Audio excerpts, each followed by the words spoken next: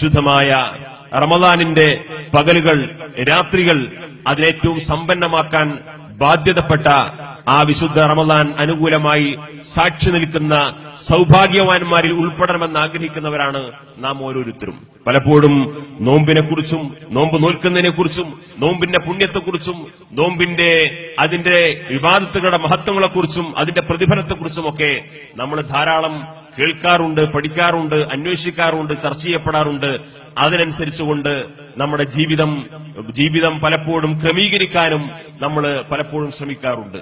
ആ അർത്ഥത്തിൽ യഥാർത്ഥ ഈ വിശുദ്ധമായ റമദാൻ അനുകൂലമായി സാക്ഷി നിൽക്കുന്ന സൗഭാഗ്യവാന്മാരിൽ അള്ളാഹു നാം ഏവരെയും ഉൾപ്പെടുത്തി അനുഗ്രഹിക്കുമാറാകട്ടെ എന്ന് സാന്ദർഭികമായി സൂചിപ്പിക്കുകയാണ്. ഈ സമൂഹത്തെ ഇന്ന് ഗൗരവതരമായി ബോധ്യപ്പെടുത്തേണ്ട മറ്റൊരു വിഷയം, പലപ്പോഴും നമ്മൾ അശ്രദ്ധയോടുകൂടി കണ്ടുകൊണ്ടിരിക്കുന്ന ഒരു വിഷയം, നോമ്പ് തുറക്കുന്നതുമായി ബന്ധപ്പെട്ട ചില വിഷയങ്ങളാണ്.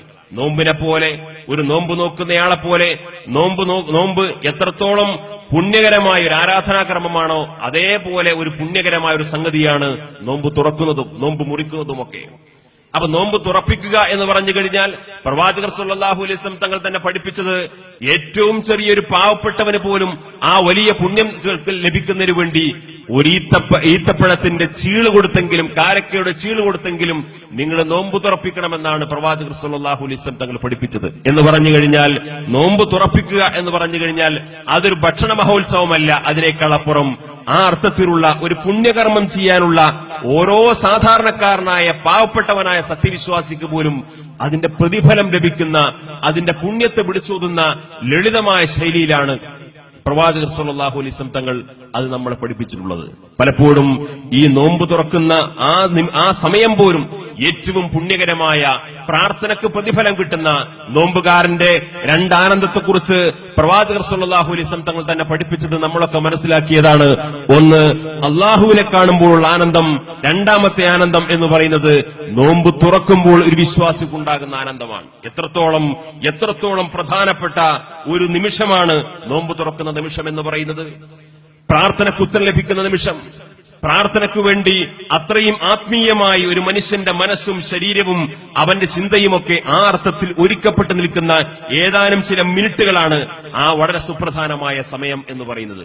പക്ഷേ ആ സമയത്തിന്റെ മഹത്വവും വിലയും അതിന്റെ ഗൗരവവും ഒക്കെ ചോർന്നു പോകുന്ന രീതിയിലുള്ള വലിയ ഇഫ്താർ പാർട്ടികളായി പലപ്പോഴും ഈ നോമ്പ് മുറിക്കുന്ന ആ അവസരങ്ങളെ നമ്മുടെ സമൂഹം മാറ്റിയിരിക്കുന്നു. ഇഫ്താർ പാർട്ടികൾ എന്ന് പറയുന്നത്, ഞാൻ പറഞ്ഞത് പ്രവാചകർ നേരത്തെ സൂചിപ്പിച്ചതുപോലെയുള്ള ആ നോമ്പ് തുറപ്പിക്കുന്ന, പുണ്യം ലഭിക്കാനുള്ള നോമ്പ് തുറപ്പിക്കുന്നതിനെ കുറിച്ചല്ല.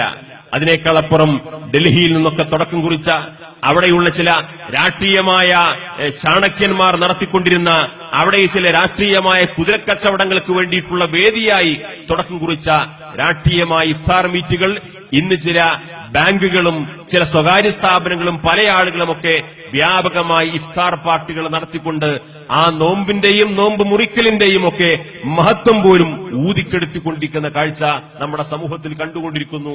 നമ്മളൊക്കെ അതിന്റെ ഭാഗവാക്കാകുന്നു എന്നുള്ളതാണ് ഏറ്റവും വലിയ ദുഃഖകരമായ സംഗതി. നോമ്പിനെ പോലെ നോമ്പ് മുറിക്കലും ഒരു വിഭാഗത്താണ്. നോമ്പ് ഒരു ആരാധനയാകുന്നത് പോലെ തന്നെ നോമ്പ് മുറിക്കലും വലിയൊരു ആരാധനയാണ്. ആ ആരാധന എന്ന് പറയുന്നത് അതൊരാരാധനയാണ് എന്നതിന്റെ മഹത്വവും ഗൗരവവും പുണ്യവും പ്രാധാന്യവും ഉൾക്കൊണ്ടുകൊണ്ട് വേണം ഏതൊരു നോമ്പ് മുറിക്കുന്ന ഘട്ടത്തെയും ഒരു വിശ്വാസി കാണേണ്ടത്. അങ്ങനെയാണ് സമീപിക്കേണ്ടത്.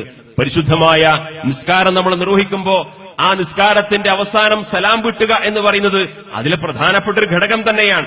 ആ സലാം വീട്ടുന്നതിന് സമാനമായ ആ സലാം വീട്ടുന്നത് ഒരു ചടങ്ങാക്കി മാറ്റാതെ അത് എല്ലാ അർത്ഥത്തിലും ഞാൻ എന്റെ നിസ്കാരത്തിൽ നിന്ന് വിരമിക്കുന്നുവെന്ന അള്ളാഹുവിനോട് പറയുന്ന, അള്ളാഹുവിന്റെ മുമ്പിൽ അത് കൃത്യമായി അള്ളാഹു എന്നെ നിരീക്ഷിക്കുന്നു എന്ന കൃത്യമായ ബോധ്യത്തോടുകൂടി നിർവഹിക്കപ്പെടുന്ന ഒരു ഭാഗമാണെങ്കിൽ, അതേപോലെ ഒരുപക്ഷെ അതിനേക്കാൾ പുണ്യകരമായ ഒരു ഘട്ടമാണ് നോമ്പ് നോമ്പ് മുറിക്കുക എന്ന് പറയുന്നത്. ആ നോമ്പ് മുറിക്കുന്ന പുണ്യകരമായ അവസ്ഥകളെ ഒരു വലിയ ഭക്ഷണ മഹോത്സവമായി ആവശ്യത്തിനും അനാവശ്യത്തിനുമായി ഭക്ഷണം വിളമ്പിക്കൊണ്ട് പലപ്പോഴും അതിന്റെ പുണ്യത്തെ തകർത്തു കളയുന്ന സാഹചര്യങ്ങൾ നമ്മുടെ സമൂഹത്തിൽ ഉണ്ടാകുന്നു. പ്രവാചകർ സല്ലല്ലാഹു അലൈഹി വസല്ലം തങ്ങളെ പഠിപ്പിച്ചു, പാവപ്പെട്ടവരെ മാറ്റി നിർത്തിക്കൊണ്ട് സമ്പന്നന്മാരായിട്ടുള്ള സമൂഹത്തിലെ പ്രമാണിമാരെ മാത്രം വിളിച്ചുകൂട്ടുന്ന ഭക്ഷണത്തളികൾ, അതിനുവേണ്ടി മാത്രം വിളമ്പുന്ന അത്തരം സദസ്സുകളിൽ അള്ളാഹുവിന്റെ ശാപമുണ്ടാകുമെന്നാണ് പ്രവാചകൻ മുഹമ്മദ് മുസ്തഫ സല്ലല്ലാഹു അലൈഹി വസല്ലം തങ്ങൾ പഠിപ്പിച്ചിട്ടുള്ളത്. അത്തരത്തിലുള്ള അള്ളാഹുവിന്റെ ശാപം ഇറങ്ങി വരുന്ന വേദികളായി നമ്മുടെ സമൂഹത്തിൽ ഒറ്റപ്പെട്ടാണെങ്കിലും നടന്നുകൊണ്ടിരിക്കുന്ന റമദാനിന്റെയും നോമ്പിന്റെയും പേരിൽ നടന്നുകൊണ്ടിരിക്കുന്ന ചടങ്ങുകൾ മാറിക്കൊണ്ടിരിക്കുന്നുള്ളൂ എന്ന ആശങ്ക നിങ്ങളുമായി പങ്കുവെച്ചുകൊണ്ട്, ആ നോമ്പിനെ പോലെ തന്നെ നോമ്പ് മുറിക്കലും വലിയൊരു പ്രതിഫലാർഹമായ ആരാധനയാണ് എന്ന തിരിച്ചറിവോടുകൂടിയാണ് വിശ്വാസികളായ നാം ഏവരും അതിനെ സമീപിക്കേണ്ടത് എന്ന് സാന്ദർഭികമായിട്ട് സൂചിപ്പിച്ചുകൊണ്ട് ഈ പരിപാടിയിൽ പങ്കെടുക്കാനും നിങ്ങളുമായി കാണുവാനും ഇതിൽ പങ്കെടുക്കുവാനും ഒക്കെ സാധിച്ചിട്ടുള്ള സന്തോഷം അറിയിച്ചുകൊണ്ട് നിങ്ങളുടെ പ്രാർത്ഥനകളിലൊക്കെ ഈ വിനീതനെ കൂടി ഉൾപ്പെടുത്തണമെന്ന് വസീയത്ത് ചെയ്തുകൊണ്ട് വാഖിർ ദഅവാന അനിൽ ഹംദുലില്ലാഹി റബ്ബിൽ ആലമീൻ.